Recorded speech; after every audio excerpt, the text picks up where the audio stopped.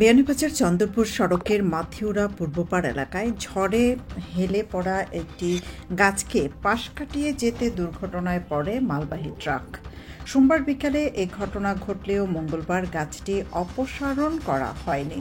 ফলে দীর্ঘ 16 থেকে 17 ঘণ্টা দুর্ঘটনার কবল এলাকায় যানজট দেখা দিয়েছে। কূটনৈতিক পাসপোর্টকে রাতারাতি অর্ডিনারি পাসপোর্ট করে দেওয়া সহ নানা অভিযোগে সিলেট বিভাগীয় পাসপোর্ট ও ভিসা অফিসের পরিচালক আবদুল্লাহ আল মামুনকে বরখাস্ত করেছে সরকার। সোমবার স্বরাষ্ট্র মন্ত্রণালয়ের সিনিয়র সচিব নাসিমুল গনি স্বাক্ষরিত এক প্রজ্ঞাপনে এ তথ্য জানানো হয়েছে।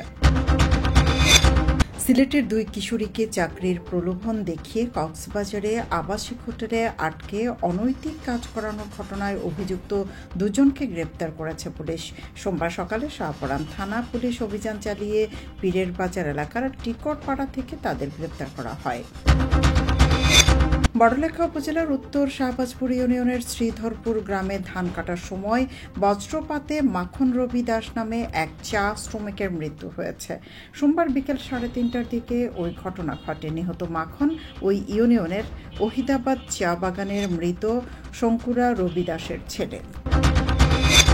কুলাউড়ায় আসছেন বাংলাদেশ জামায়াতে ইসলামীর আমির ডাক্তার শফিকুর রহমান। মঙ্গলবার 29 এপ্রিল তিনি তার নিজ উপজেলা কুলাউড়ায় পৌঁছে সংগঠনের বিভিন্ন কর্মসূচিতে অংশ নেবেন।